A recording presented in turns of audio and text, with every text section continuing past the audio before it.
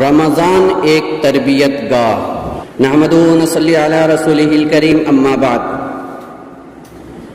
فاعوذ باللہ من الشیطان الرجیم، بسم اللہ الرحمن الرحیم۔ یا ایہا الذین آمنوا کتب علیکم الصیام کما کتب علی الذین من قبلکم لعلکم تتقون۔ صدق اللہ العلی العظیم۔ وقال النبی صلی اللہ علیہ وسلم: من صام رمضان ایمانا واحتسابا غفر له ما تقدم من ذنبه، او کما قال علیہ الصلاۃ والسلام۔ معزز سامعین کرام، آج ہم رمضان کی تیاری کے عنوان پر چند باتیں آپ کے سامنے پیش کریں گے۔ رمضان یہ اسلامی سال کا 9واں مہینہ ہے۔ اس مہینے کو تربیت کا مہینہ اور نیکیوں کا مہینہ بھی کہا جاتا ہے۔ یہی وہ مہینہ ہے جس کا استقبال آپ صلی اللہ علیہ وسلم 2 ماہ پہلے سے کیا کرتے تھے، اور اس میں روحانی، جسمانی اور مالی عبادات میں 2 چند اضافہ فرمایا کرتے تھے۔ آپ صلی اللہ علیہ وسلم دعا فرماتے تھے: اللہم بارک لنا فی رجب و شعبان وبلغنا رمضان۔ اے اللہ، رجب اور شعبان میں ہمارے لیے برکت عطا فرما اور رمضان تک ہمیں پہنچنے کی توفیق عطا فرما۔ اسی مہینے میں قرآن نازل ہوا، اور آپ صلی اللہ علیہ وسلم اس مہینے میں قرآن کا دور فرمایا کرتے تھے۔ اس مہینے میں ایک رات ہے جو 1000 مہینوں سے بہتر ہے، اور اسی مہینے میں تراویح کی خاص نماز ادا کی جاتی ہے جس پر مغفرت کا وعدہ کیا گیا ہے۔ یہ ایسا مہینہ ہے جس میں بندوں کے گناہوں کو جلا کر مٹا دیا جاتا ہے۔ اس مہینے کا نام رمضان 412 قبل مسیح حضور صلی اللہ علیہ وسلم کے 5ویں جد امجد کلاب بن مرہ کے زمانے میں رکھا گیا۔ رمضان کے معنی گرمی کی شدت، دھوپ کی تپش اور جلا دینے کے آتے ہیں۔ چونکہ اس مہینے میں تربیت و ریاضت کے ذریعے بندوں کے تمام گناہوں اور برائیوں کو جلا کر مٹا دیا جاتا ہے، اس لیے اس مہینے کو رمضان کا مہینہ کہا جاتا ہے۔ رسول اللہ صلی اللہ علیہ وسلم نے ایک حدیث شریف میں ارشاد فرمایا: جس نے رمضان میں ایمان اور احتساب کے ساتھ، یعنی ثواب کی امید کے ساتھ، دن میں روزہ رکھا اور رات میں قیام کیا، اس کے پچھلے سارے گناہ معاف کر دیے جاتے ہیں۔ من صام رمضان ایمانا واحتسابا غفر له ما تقدم من ذنبه۔ رمضان ایک تربیت کا مہینہ ہے۔ جس طرح مختلف جماعتوں اور تنظیموں کی جانب سے اپنے ممبران کے لیے تربیتی کیمپ کیا جاتا ہے، اس میں مکمل تنظیمی نظریہ اور پورے کام سمجھا کر فیلڈ ورک کے لیے بھیجا جاتا ہے، اور مختلف قسم کی ذمہ داریاں اس کے حوالے کی جاتی ہیں۔ اسی طرح رمضان کا مہینہ اللہ تبارک تعالیٰ کی جانب سے ایک تربیت گاہ اور پورے ایک مہینے کا کورس ہے۔ اس کیمپ میں بندوں کو ریاضت و عبادت کی تربیت اور ٹریننگ دی جاتی ہے، اور تربیت میں شریک تمام بندوں کو رات و دن ریاضت و ورزش کرا کے تلاوت، تراویح، نماز، روزہ اور صدقہ و زکوٰۃ جیسے قیمتی اور بیش بہا اعمال کا عادی بنا دیا جاتا ہے۔ صرف اتنا ہی نہیں، بلکہ بھوک اور پیاس برداشت کرنے، خواہشات پر قابو پانے اور دینی مقاصد کو حاصل کرنے کے لیے ہر طرح کی تکلیف کو جھیلنے کا داعیہ پیدا کر دیا جاتا ہے۔ جب ایک بندہ اس پورے مہینے کا کورس مکمل کر کے باہر آتا ہے تو یوم جائزہ یعنی عید الفطر کا دن منعقد کر کے عبادات و ریاضات کرنے والے بندوں کے سارے گناہوں کو مٹا کر جنت کی سرٹیفکیٹ دی جاتی ہے، اور اس دن فرما بردار بندوں کے اندر ایک نئی زندگی، نیا جوش اور ولولہ بھر کر اسے پھر سے میدان عمل میں اتارا جاتا ہے، اور پورے سال وہ اسی طرح تازہ دم کے ساتھ کام کرتا رہتا ہے۔ یہی رمضان المبارک کا فلسفہ ہے۔ کیا ہم لوگ اس تربیت کے لیے تیار ہیں؟ اگر ہم سب تیار ہیں تو پھر آئیے ہم سب مل کر اس مہینے کو اپنے اور مسلم نسلوں کے لیے یادگار تربیت گاہ بنانے میں کامیابی حاصل کریں۔ اس یک ماہی کورس میں خصوصی طور پر 5 چیزوں کی تربیت دی جاتی ہے۔ نمبر 1 سیام یعنی روزے رکھنے کی عادت۔ نمبر 2 قیام یعنی فرض اور نوافل کی پابندی کرنے کی عادت ڈالی جاتی ہے۔ نمبر 3، قرآن کریم کی تلاوت و تدبر۔ نمبر 4، مواسات اور غمخواری۔ نمبر 5، صبر و استقامت کی تعلیم اور تربیت۔ رمضان کے مہینے میں انہی 5 چیزوں کی تربیت مطلوب ہے۔ تربیت کے بعد ان 5 کاموں کو پورا کرنے کا نام تقویٰ ہے۔ جو کوئی ان چیزوں کی تربیت حاصل کر کے ان کا عادی بن جاتا ہے، اس شخص کو متقی اور پرہیزگار بولا جاتا ہے۔ صوم یا صیام یعنی رمضان المبارک کے پورے مہینے کا روزہ رکھنا۔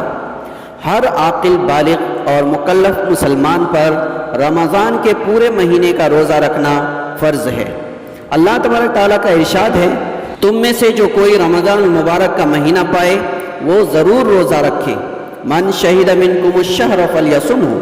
طلوع صبح صادق سے لے کر غروب آفتاب تک کھانے پینے اور خواہش نفس کو پوری کرنے سے رکے رہنے کا نام روزہ ہے۔ روزے کی روح تمام سمعی، بصری، حسی اور خیالی بری باتوں اور برے کاموں کو مکمل طور پر چھوڑ دینا ہے۔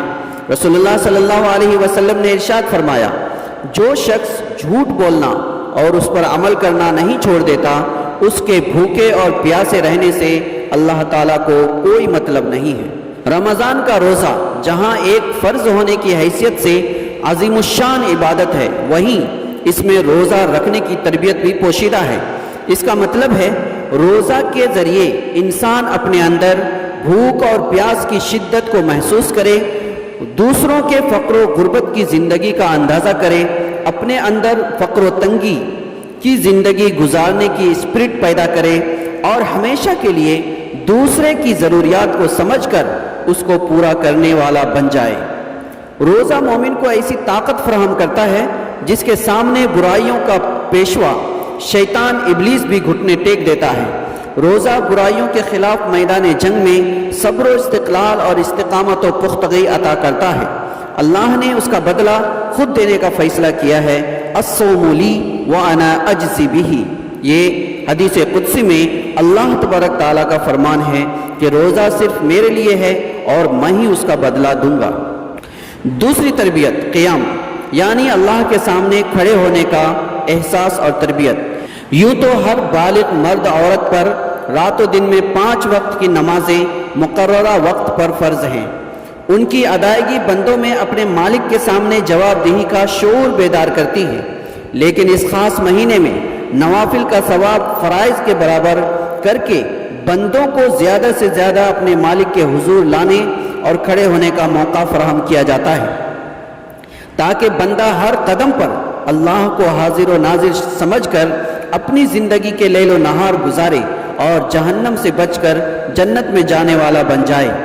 نماز دراصل اللہ کی بندگی اور غلامی کی تربیت ہے، اسی لیے 24 گھنٹے میں وتر کے ساتھ جتنے فرائض ہیں اتنے ہی نوافل کی یومیہ عادت ڈال کر اسے پختہ نمازی اور پکا غلام یعنی عبد بنایا جاتا ہے۔ اس میں سیکھنے سکھانے کا پہلو بہت واضح ہے۔ تیسری تربیت قرآن کریم کی تلاوت یعنی خدائی پیغام کا دور۔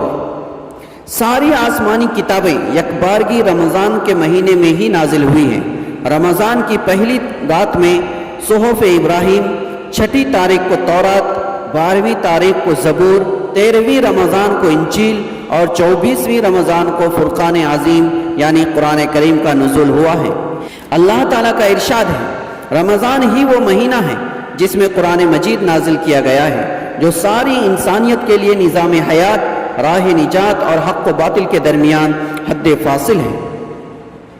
اس کے ہر حرف کی تلاوت پر اجر عظیم رکھا گیا ہے، لیکن مقصود محض تلاوت نہیں ہے۔ قرآن کے نزول کا مقصد اللہ کی ہدایت اور نظام کے مطابق بندوں کی زندگی کو ڈھالنا ہے۔ اس میں حلال و حرام، معاشرہ و معاملہ، اخلاق و سیاست، امن و جنگ، صلح و معاہدہ سب موجود ہے۔ روزہ، نماز، حج اور زکوٰۃ کی فرضیت کی طرح جنگ کی فرضیت کو بھی بیان کیا گیا ہے۔ قرآن کریم پڑھ کر اس کے مطابق زندگی گزارنا ہر ایک مومن پر فرض ہے۔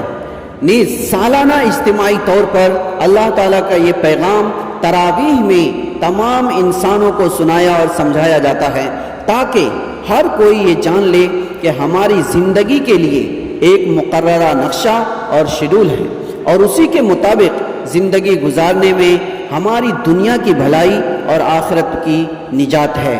اسی لیے رسول اللہ صلی اللہ علیہ وسلم رمضان میں قرآن کریم کا دور فرمایا کرتے تھے۔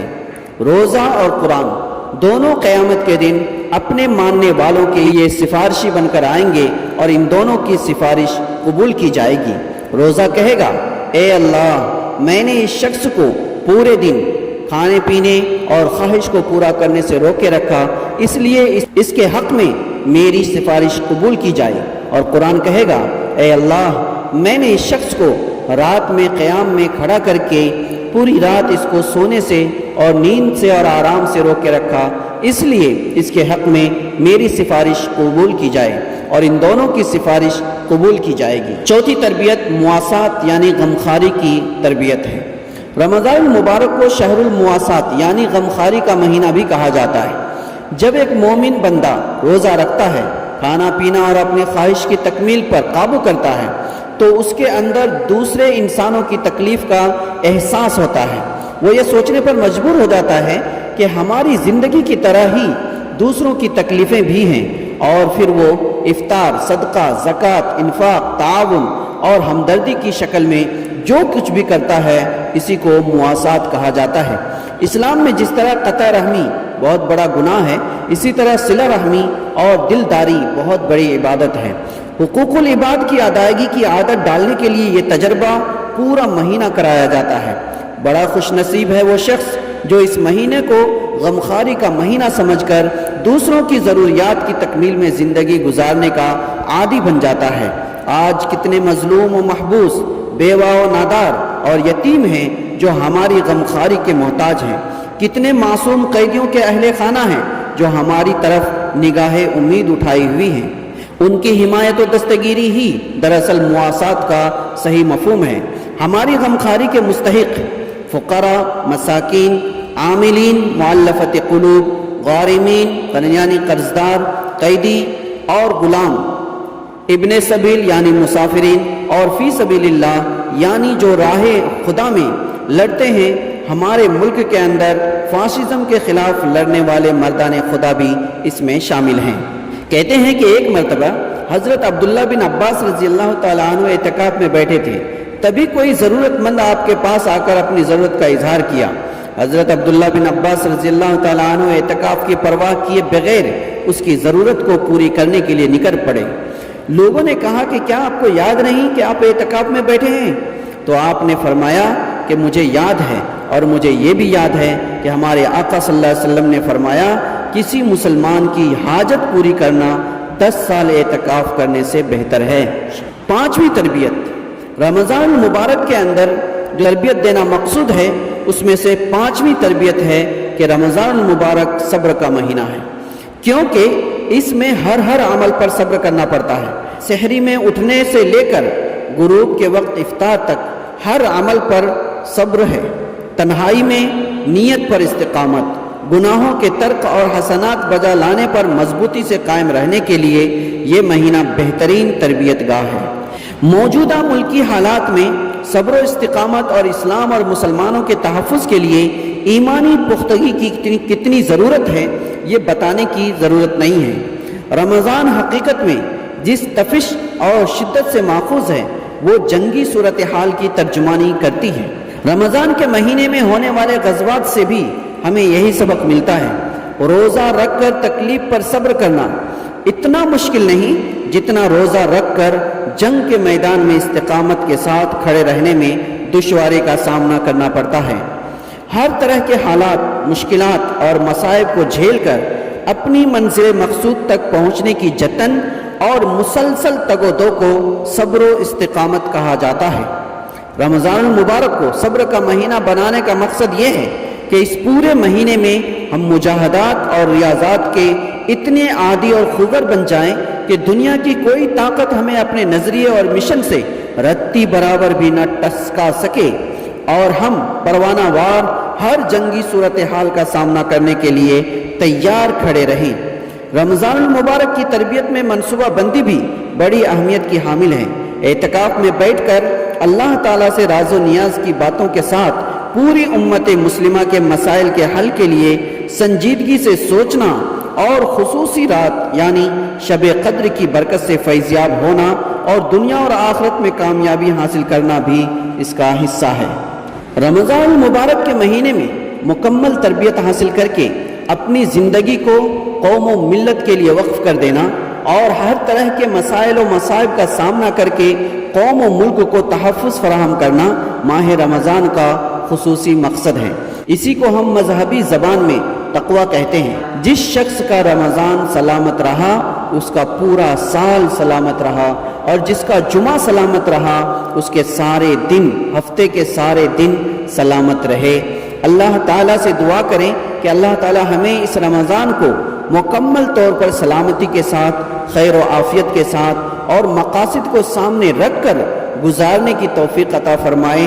اس رمضان کو زندگی کا آخری رمضان سمجھ کر گزارنے اور دنیا و آخرت کی کامیابی حاصل کرنے کی توفیق عطا فرمائے، آمین۔ وآخر دعوانا الحمدللہ رب العالمین۔ السلام علیکم ورحمۃ اللہ وبرکاتہ۔